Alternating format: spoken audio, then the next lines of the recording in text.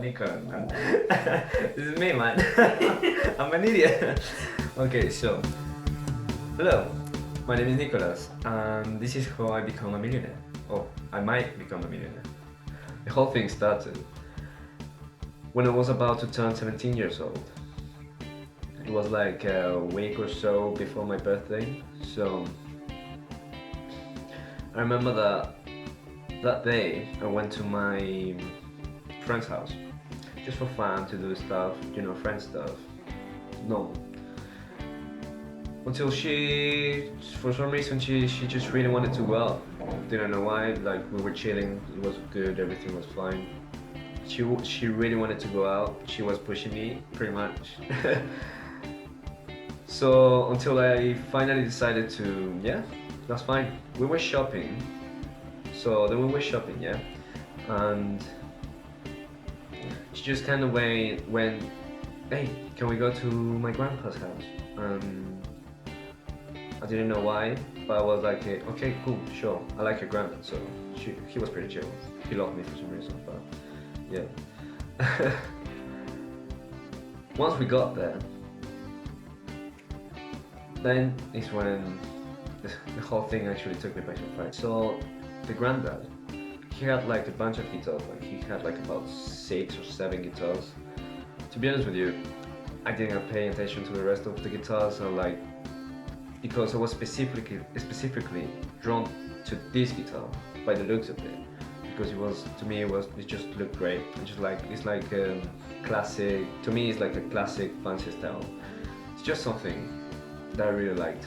More for the fact that it was black colored, which is my favorite color, by the way. So I picked up the guitar.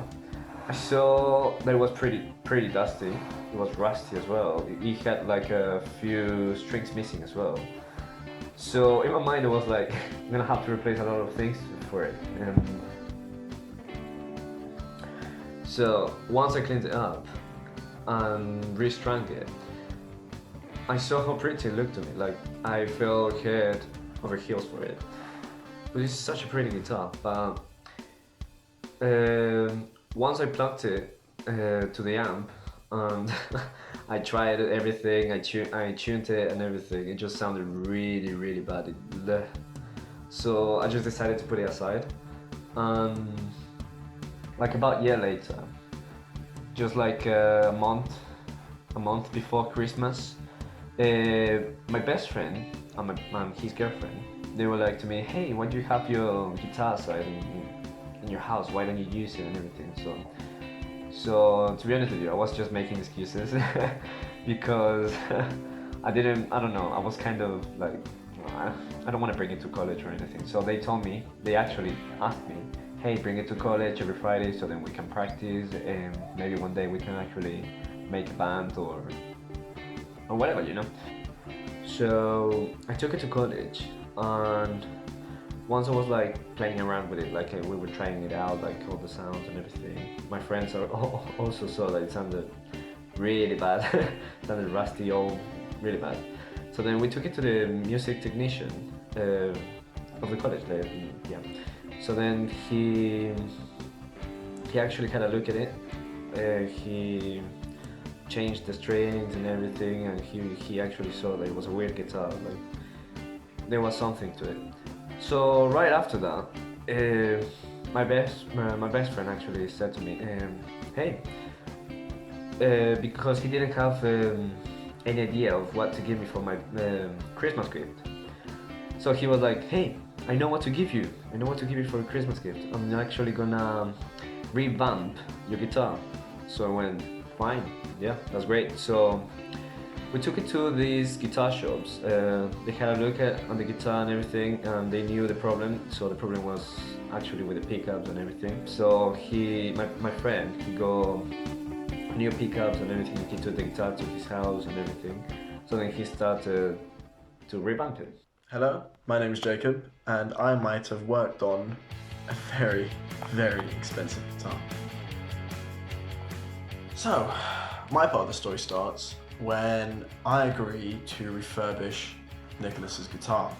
It was a brilliant idea because I had no idea what to give him, considering our skin, and it was Christmas, and honestly, I didn't really know what he liked at the time. He was used to change things up. So I said, you know what? Why don't I refurbish or revamp your guitar, make it work, and so you can actually practice properly. And he said, yeah, great. So we met up one day, he gave it to me, I took it home. Now, I looked it over and thought to myself, you know, I want to make 100% sure this is not something worth any money before I, you know, strip off the paint and, you know, gut it and replace the electronics on it or you know, damage it at all. So I rang him up and said, okay, we'll take it to some places and we'll see what they say. So what we did, we took it to a few places, a couple of luthiers, and they pushed it off as it just being a Japanese rip-off guitar. That night, anyway, I took the guitar to my girlfriend's house, and I decided to show her and her mum as well. And I laid it out in the front room, and I opened it up, and within about 5 seconds, if that, her mum said, "Whoa, you sure that thing's not worth any money?" And I went, highly doubt it, honestly. I mean, people would just keep on saying it's from the 80s, and it's a Japanese rip-off, and it's worth nothing. And she went, no, there's something about it, something about that guitar that you sure it's not worth any money? I'm sure it's worth something, don't touch it. Don't do anything to it. And I thought, well, you know, it's a Christmas gift, I kind of have to do it now. But I thought, I mean, come on, really? What are the chances of it would be worth anything? And she went, don't touch it. Let me contact some friends of hers, and then we'll see what they say. So she took a picture of it, and she sent them, and she got a reply. Hi, I'm Suzanne, and I sensed this was a really special guitar. Okay, so Jacob brought home a guitar. He opened the case. I sensed there was something quite special about it. I used to manage bands, rock and roll bands. I've seen a few guitars, but it had a feeling about it, and I just couldn't let it go. I phoned a friend of mine in a guitar shop in Richmond and sent him some pictures. He texted me back, said cheap Japanese copy, tell him to paint it, strip it down, whatever he wants to do with it. So I was like, okay, cool, fine.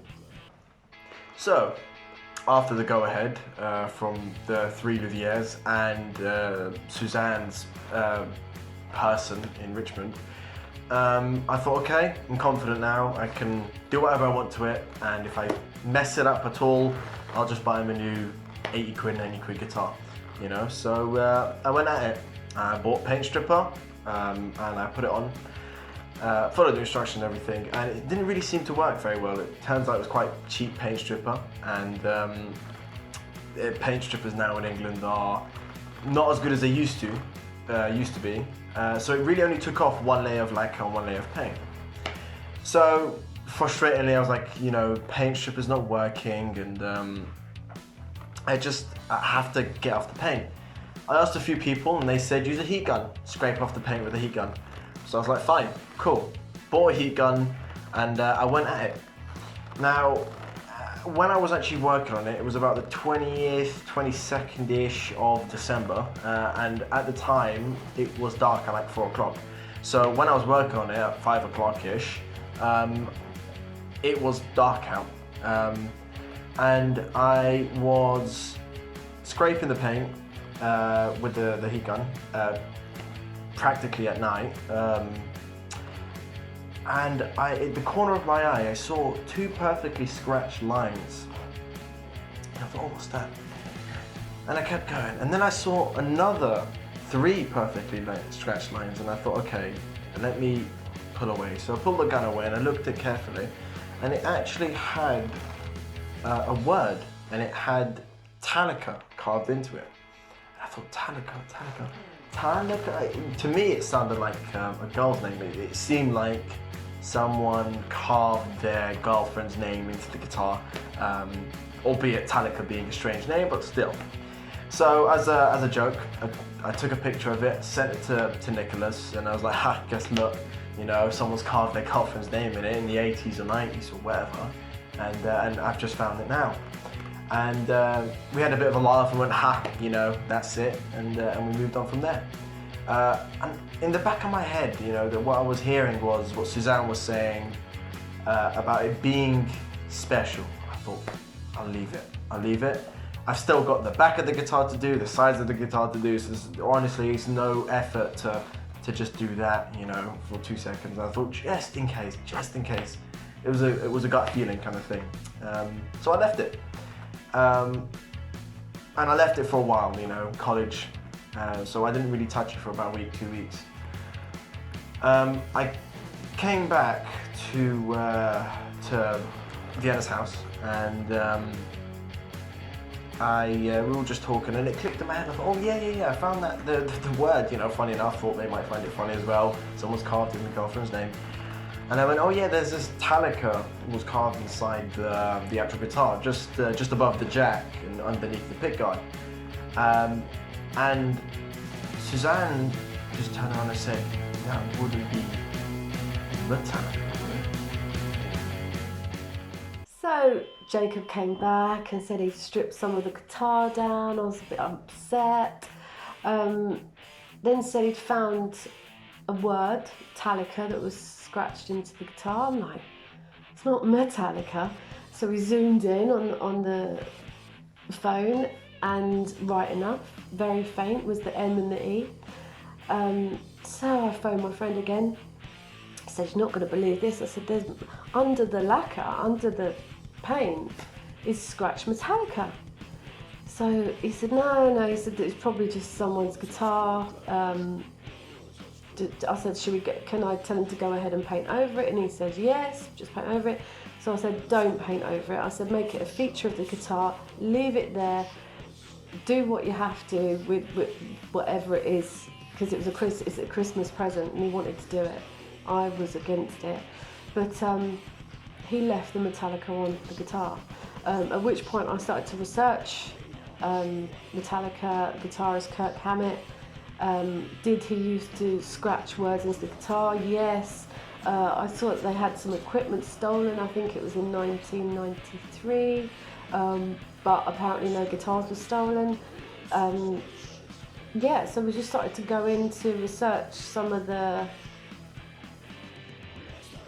backlog of Kirk Hammett, his guitars, and it just got a little bit more spooky. So, skittishly, I took the guitar back and I started planning what to do with it. Was I going to paint it? Was I going to stain it? Was I going to dye it? I didn't know. Now keep in mind, I've never ever done a guitar up, and just about a week after I said I was going to do his guitar up, I didn't even know guitars were made of wood. I was Googling how to paint metal, how to paint plastic actually. I thought guitars were made of plastic. When I found that it was made of wood, that's it. I thought, great, you know, I love woodwork. I love the idea of it, and I understand it a lot better than plastic. So it was from then on. And everything I did on it, it was straight off the internet, basically. I did hours and hours of research to learn as much as I could, just so I didn't muck it up. And now the pressure was on. I may not just be dealing with an £80 cheap Japanese ripoff. I may be dealing with something worth a lot more. Hello, I'm Vienna, Jacob's girlfriend, and I've played on a potentially priceless guitar. This is my bass. I really like playing bass, and I'm learning guitar, and I played a bit of the famous guitar that has been mentioned all throughout this place of YouTube, and it's mad because apparently Kirk really likes flying geese. And as my mum was researching this, me and Jacob were plastering manga, which is Japanese for comic, on my wall. And apparently Kirk has done that to his guitar, so he's plastered comic, like thriller comics, horror comics, onto his guitar, and it looks quite cool. It's just been a bit weird, to be honest. So it gets even weirder. So I get a phone call from my best friend, Jacob, asking me to come over because it was about my guitar. So then, once I get here, they show me a picture of Kirk Hammett holding a guitar, which is very, very, very, very similar to my guitar. Apparently, I look like a spitting image of Kirk Hammett. You did. Yeah. You really did. And that's it. Cut it. Now, we rang Nicholas to tell him essentially what we found. I worked on the body, stained it the colour that Nicholas wanted, wine red, and I lacquered it. While doing it though, I found something quite shocking, and it kind of solidified the, kind of rocky story of, is it Metallica's guitar? I found the signature, and it was very similar. It is very, very similar to Kirk Hammett's guitar. Kirk Hammett's signature. So, took a picture of it. I left it be for a few hours, and I made my way over here because Vienna's uncle was visiting. So we sat down in the room and we were chatting and everything, and I remembered, and I thought, oh yeah, by the way, guess what I found? I found something that looks a hell of a lot like a signature, right? We did a bit of looking into it, and it, to be honest with you, looks practically identical to Kirk Hammett's signature. I won't say where the signature actually was, because only Kirk Hammett would actually know where it is, and that'll be a perfect confirmation, if you will. Yeah, so at that point, later on that day, we rang Nicholas. Him at the time not knowing much really, because a lot of things were happening and we didn't have any solid facts and we didn't want to get anyone's hopes up. So at this point we said, okay, we'll ring Nicholas, we'll get him over here and we'll talk to him in person. So my brother came over and we were telling the story about the guitar and the refurbishment, and Jacob just happened to say, oh look, I found this, and it's a signature. So we all got our phones out, and my brother found Kirk Hammett's signature, and it's very, very similar to the signature on the guitar. We'd seen a video on YouTube of Kirk Hammett being very sentimental about his guitars, and he mentioned Richard Henry, a guitar dealer, who is his London dealer. So we found his number and called him, told him about the guitar, sent some pictures, and we've heard nothing back. We've sent the pictures to the management, to I think it's Q Prime, Metallicas management, and we've heard nothing back. So rather than sit on this another few weeks, we wanted to do a video just to tell the story and the weirdness and the coincidences, and moreover, these college students would be really happy with the result of seeing if we can verify this guitar as being Kirk Hammett's guitar, and hopefully it's one of his first ever guitars, and we'd like to sell it, basically. So if there's anyone out there and this causes a little bit of a bidding war when we do decide to sell it, or if Nicholas does decide to sell this guitar, which he would, it might be, it might not be, it's kind of looking like 95% that it is. But Yeah, that's the story. It's a weird story, and we thought we'd make a video. Yeah. And this is it. As you can see, I've stained the body red, and I've stripped the paint off of it, of course. Changed the pickup, and I've lacquered it. And that is literally all I've done to it. Everything else is original. And you can also see the Metallica, or well, Vitalica, that's there. Very quite faint, but it's 100% there. There we go. The ME was sadly taken off when I was heat gunning it. But, aside from all that, Kirk Hammett, is this your guitar?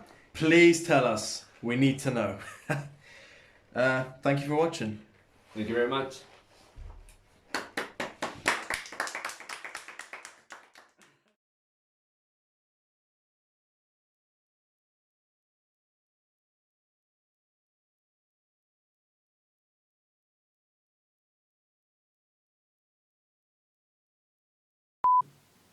Ready? Yeah. Yeah, go then. It's recorded. Yeah? Yes. It's not recorded. Okay. So.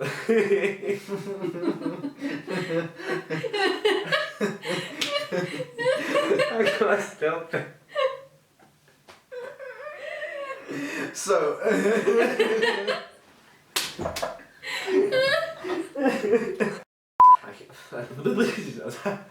can't.